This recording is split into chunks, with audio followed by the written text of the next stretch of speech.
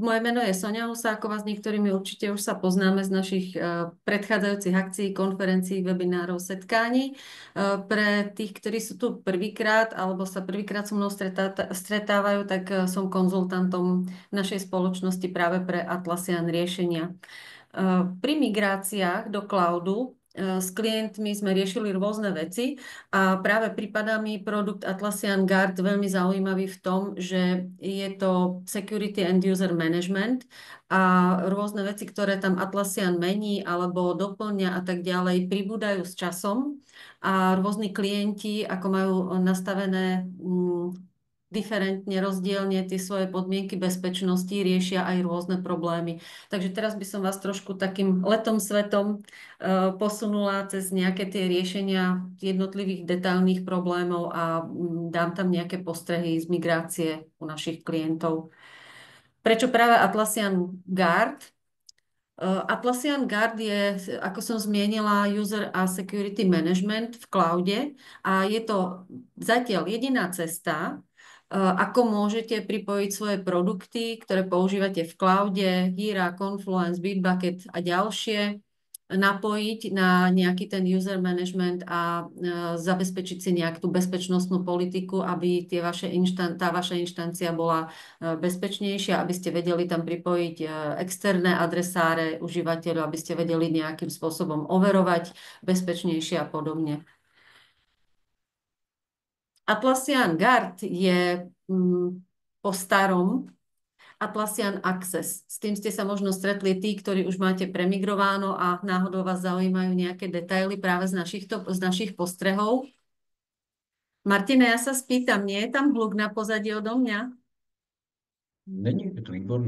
Dobre, nám tu začali trošku rezať kocky, tak len aby to nerušilo práve účastníkov. Dobre, budem pokračovať ďalej.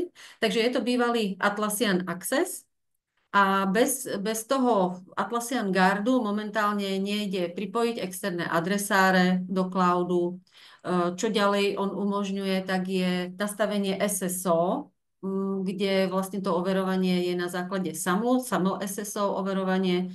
Môžete si tam nastaviť dvojfaktorovú autentikáciu, to už spomínala Julie vo svojich ukážkach. A ide to nastavovať ako na skupiny užívateľov, tak aj na jednotlivých užívateľov. Takže vy si môžete vyselektovať nejaké tie skupinky, prípadne jednotlivcov, u ktorých toto nastavíte, pretože potrebujete, aby sa naozaj overovali bezpečne a iných zasa môžete upozadiť v tomto.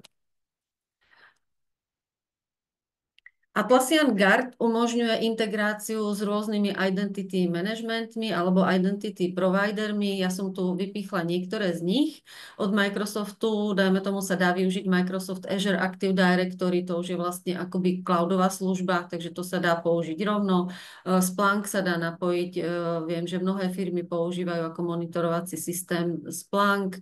Google Workspace sa dá pripojiť Okta, OneLogin a tak ďalej. V prvom kroku, to už Julie uvádzala v svojej prezentácii, že sa overuje doména. Čo to vlastne to overenie domény znamená? V cloude ako username sa používa e-mailová adresa u tých jednotlivých užívateľov. To znamená, že vy si musíte nechať overiť tú doménu, ktorej máte svojich užívateľov umiestnených, ich e-mailové adresy a podobne.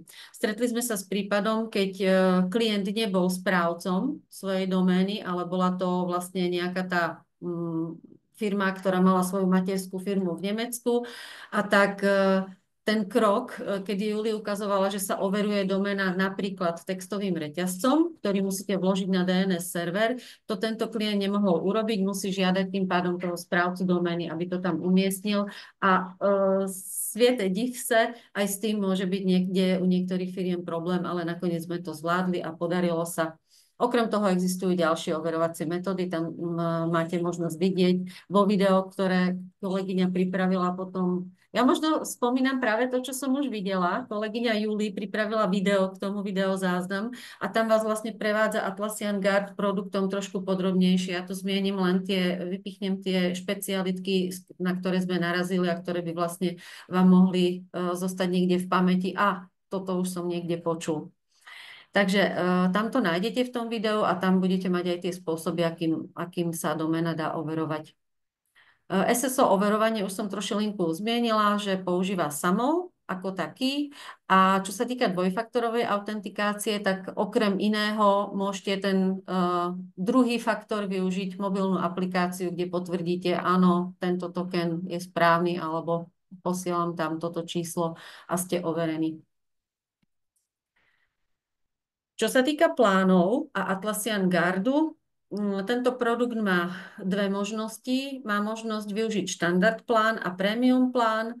Ak chcete mať sofistikovanejšie odpovede práve na tie podnety, kedy môže zachytiť Atlassian Guard nejaké tie ataky, nabúrania a tak ďalej, tak si vyberte naozaj to prémium. Tam je trošku sofistikovanejší ten obranný mechanizmus v reakcii na hrozby potenciálne.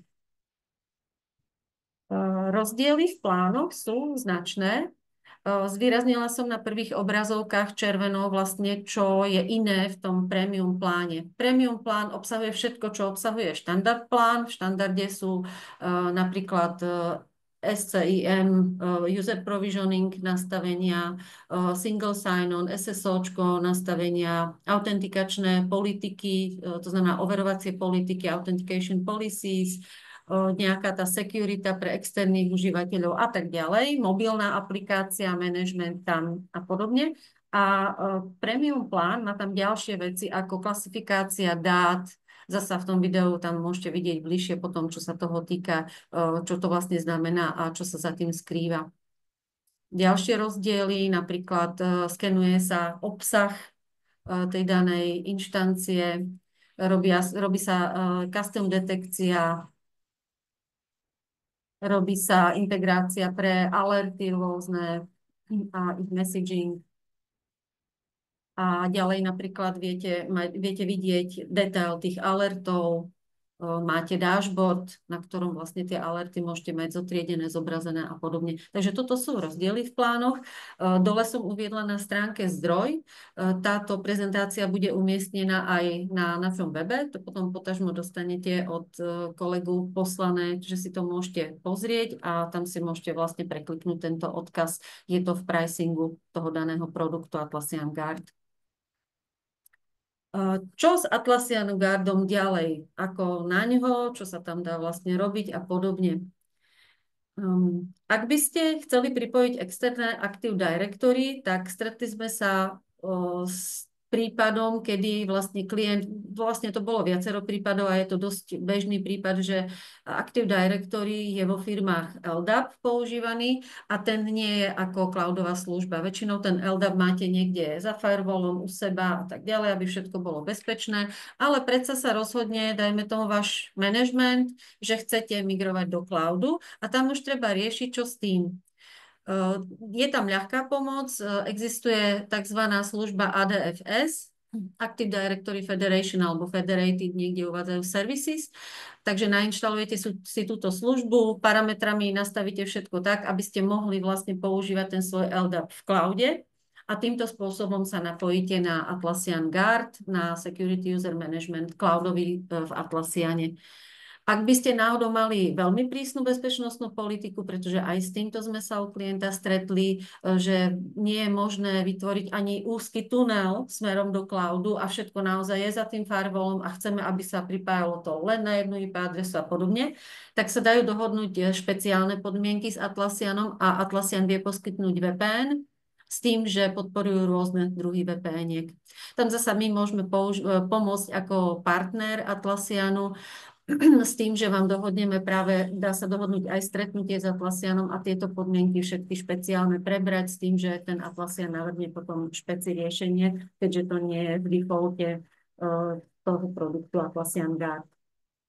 Konfigurácia samo SSO, tá sa urobí vlastne v menu Security, to je menu pre Atlassian Cloud pre tú bezpečnostnú politiku, kde sa vyberajú identity providery, tak tam sa dá nastaviť aj to samo SSO. Tam musíte vedieť práve jednotlivé parametre, ale to podľa dokumentácie prípadne s našou pomocou nebude žiadny problém.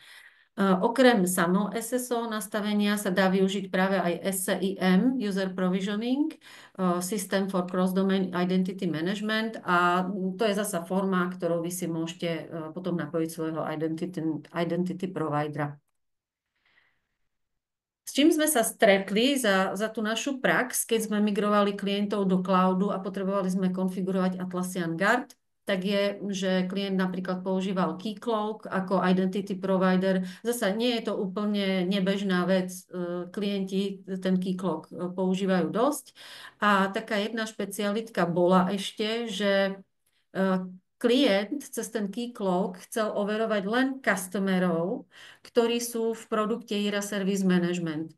Možno niektorí, čo používate Atlassian produkty dlho a už ste zmigrovali do cloudu, viete, že kedysi customerov overovať nešlo. Bol to sakramentský problém.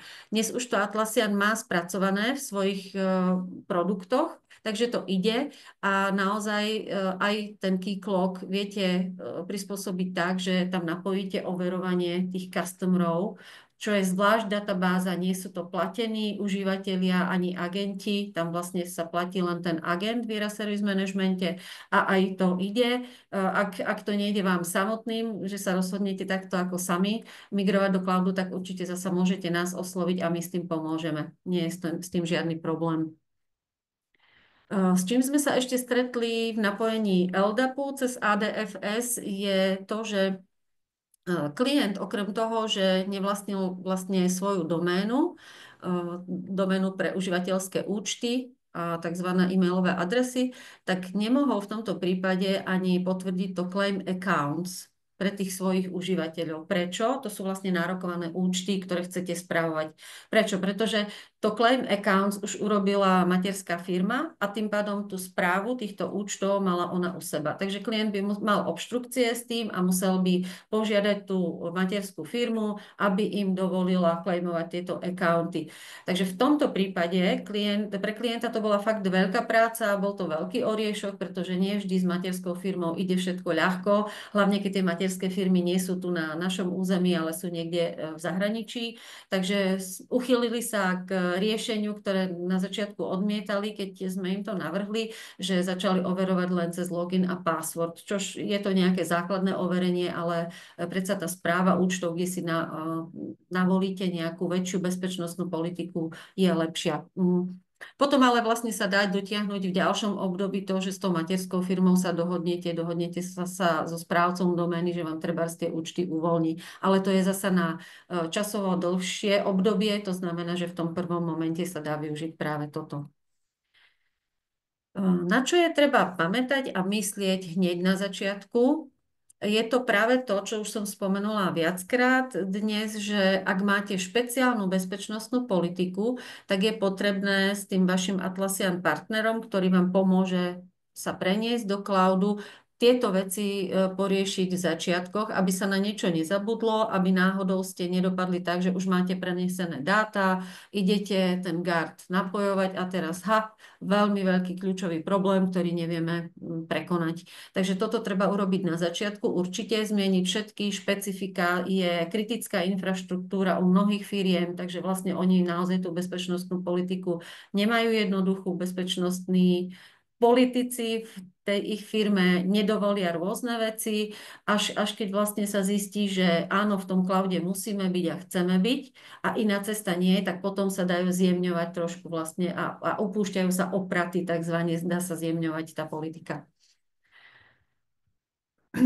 Je potrebné pamätať aj na to, že Atlassian partner, ktorý vie pomôcť so všetkým možným pri migrácii, nie je tvorcov softvéru toho Atlassian Guardu, ale aj napriek tomu vie pomôcť so všetkými konfliktmi, so všetkými nejakými tými anomáliami, ktoré nastanú s rôznymi trablami, ktoré sa tam vyskytnú, ale fakt treba mať na pamäti, že my nie sme riešiteľmi. Mali sme klientov, ktorí treba nevedeli pochopiť, že toto naozaj nie je na náš vrúb, že s tým vieme pomôcť, ale môžeme navrhnúť riešenia, ktoré vlastne ten tvorca toho softvéru poskytuje, prípadne ktoré vie obratom vyriešiť.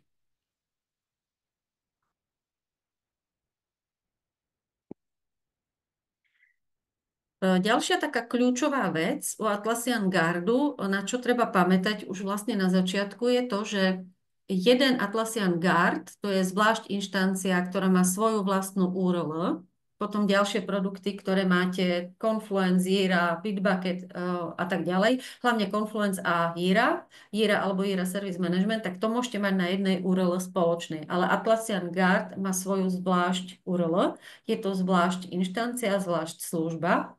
A tam je potrebné si uvedomiť, že túto jednu Atlassian Guard inštanciu alebo službu viete napojiť len na jednu URL v cloude pre tie ostatné produkty a vlastne zastrešiť tým user a security management.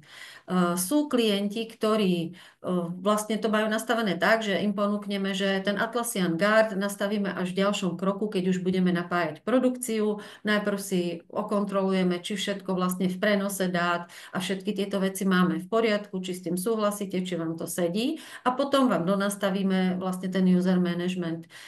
Niektorí klienti to takto nechcú, pretože tušia a merčia, že ich bezpečnostná politika je prísna a chcú si to vyskúšať v teste, tak tam je potrebné myslieť na to, že tá konfigurácia sa bude robiť dvakrát. To znamená jeden Atlassian Guard, ktorý si nastavíte od overenia domény cez bezpečnostné a overovacie politiky, nastavíte si pre testovaciu inštanciu, potom to isté je potrebné urobiť znova pre tú produkčnú inštanciu. Ale zasa žiadny problém nie je s tým, akorát je to časovo náročnejšie a musíte vytvárať znovu inštanciu Guardu. Čo sa týka tých authentication policies, tých rôznych politík overovania, tak tam je možné si vybrať non-billable politiku. To je v tej časti vpravo, ako sú je to nazvané ako bots. Čo to je za politika overovania? Sú to užívateľia, ktorých vy nechcete mať platených. Ja to potom neskôr ešte rozvediem, budem to mať tam v nejakých tých príkladoch, na to sme narazili. Dokonca sme boli u zrodu tej beta verzie, kedy Atlassian to ešte nemal vyriešené, pretože ešte neriešili, že môžu existovať dve sesterské firmy v grupe alebo viacero tých firiem s tým, že používajú jednu jedinú doménu. A tie všetky účty im tam napadajú do tejto inštancie, pretože doména je overená a máte tam zrazu, ja neviem, 550 účtov, ale vy potrebujete používať len tých 120. Čo s tým? Zaplatili by ste obrovskú licenciu, to nechcete, takže vlastne volíte túto overovaciu politiku. Ďalej sa dá zvoliť default policy, default politika, tam vlastne sú zasa nejaké tie nastavenia, ako ošetriť heslo, aby bolo prísne a tak ďalej a tak ďalej. A potom ešte existuje politika pre mobilnú aplikáciu, pretože dobre vieme, že Atlassian toto má riešené. Mobilné aplikácie sa hojne dajú využívať a využíva to top management, stredný management, proste ľudia, ktorí sú zanepráznení a musia pendlovať, dajme tomu, niekde v priestore. Takže toto môžu využiť, preto sa dá zasa nastaviť tá bezpečnostná politika, čo tam dovolíte, čo nedovolíte. Tak a teraz to, čo som spomenula, čo v prípade, keď je v tej doméne účtov až veľmi veľa, to znamená, že vy chcete využiť len tú skupinu účtov. V tomto prípade si nastavíte non-billable policy, overovaciu politiku, kde do toho non-billable policy strčíte práve tie účty alebo tých užívateľov, ktorých nechcete zaplatiť. Takže tam je to tak, že to je tá skupina, ktorú platiť nechcem. Spomínala som, že sme zažili tento prípad a tam sa to podarilo nastaviť úplne bez problémov. Čo sa týka tých účtov, ktoré vy vylúčite zo svojho platenia, tak tam veľký pozor na to, je to tu aj zvýraznené celkom, je to do očí, pozor na to, aby sa vám nestalo, že prídete do Managed Accounts a vy tých užívateľov deaktivujete, lebo si poviete, a čo robí tento užívateľ tu medzi mojimi účtami manažovanými? Ja ho tu nechcem, pretože čo keď mi spadne do tej platby? To vám rieši práve tá bezpečnostná politika s parametrom non-billable alebo druhú non-billable. A ak by ste vy deaktivovali tohto užívateľa v Managed Accounts, v tých manažovaných účtoch, tak sa stane, že vlastne ten užívateľ, ktorý využíva úplne inú URL v cloude, úplne inú inštanciu, sa nebude môcť prihlásiť do tejto inštancie. Takže tam fakt opatrne a zvážiť tie podmienky. Radšej si prečítať dokumentáciu dvakrát alebo oslovte nás ako partnera. Určite s tým vieme poradiť a pomôcť. Mali sme dotaz od veľkého klienta, ktorý bol partnerom Microsoftu, či sa dá využiť vlastne mailovanie z Office 365 v cloude ako takom. Odpoveď znie áno, dá sa využiť. A ja som tu pridala nejaké dva odkazy do prezentácie, kde sa môžete potom bližšie pozrieť na to, ako nastaviť SMTP server pre outgoing mail, pre outgoing poštu, odchádzajúcu poštu a ako nastaviť práve tie parametre Office 365 pre tú incoming poštu prichádzajúcu. Ďalej je tam jeden odkaz, kedy narazil nejaký ten klient na chybu v tomto nastavení a Atlassian komunita tam vlastne rieši, odpoveda, akým spôsobom sa s tou chybou vysporiada. Takže takto, keďže ideme letom svetom, nevieme tu detaily preberať, to by sme tu boli veľmi dlho, tak tam si viete ten detail pozrieť. Ďalšia vec, ktorú som už trošilinku nakúsla, sú tí customery. Keď používate Jira Service Management, tak viete dobre, že licencovaní sú tzv. Agenti. Pre ľudí, ktorí nevyužívajú Jira Service Management, to znamená, že sú to operátori toho service desku, helpdesku a potom je tam druhá skupina, čo sú neplatení užívateľia a to sú customers. Je tam databáza zvlášť customerov, ich účty sa neplatia, môžete ich mať ľubovoľné množstvo, preto ten produkt je veľmi zaujímavý pre veľké firmy, ktoré potrebujú len zadávať požiadavky smerom k sebe do firmy a tých agentov môžu mať, treba ja neviem, len 3, 5, 10. Áno, ide to v Atlassian Guarde, takže samotní customery, ktorých by ste mali stovky, môžete mať ich tisíce, tak takisto ide overovať cez napojený identity provider, ktorého si vy zvolíte, ktorého vy používate a dá sa tam vlastne pre ten Jira Service Management nastaviť aj to overovanie SAML, SSO. Zasa bližšie odkazy, ak by ste sa chceli trošku v tom ako viac toho navnímať, poučiť, tak sú uvedené v prezentácii. Pripravila som ešte nejaké zdroje, kedy sa môžete pozrieť bližšie do toho, čo my tu už nestihneme úplne rozobrať, a to je dokumentácia k napojeniu Microsoft Azure AD do cloudu. Tam to krásne je popísané pomocou obrazoviek, parametrov, krokov, takže dá sa to využiť. Potom, keď budete riešiť práve nastavenie IP adries smerom vonku do sveta, ak nemáte svoje produkty v základe momentálne už len v datacentre, vystavené svetu a máte to niekde za firewallom a nemáte bezpečnostnú politiku úplne kritickej infraštruktúry, môžete vytvoriť nejaký tunel, tak tam sú k dispozícii na tomto odkaze tie IP adresy pre Atlassian Cloud. Keď zvažujete, ktorý ten plán si vybrať, tak práve nejaký ten článok od Atlassianu, kde máte porovnanie tých plánov a trošku rozvedené, čo ten jednotlivý plán má k dispozícii pre Atlassian Guard. Ďalej je tu odkaz pre Supported Identity Providers, to znamená pre tých podporovaných providerov identity, ja som mala vymenovaných len niektorých a je to rozdelené do časti, kedy viete používať SCIM, User Provisioning, tak tam máte vymenovaných tých podporovaných identity providerov a pre SAML SSO zvlášť. No a dole potom posledný odkaz je SAML SSO konfigurácia práve pre ADFS, čo je trošku špecialitka Active Directory, ktoré potrebuje využiť ešte tú cloudovú službu.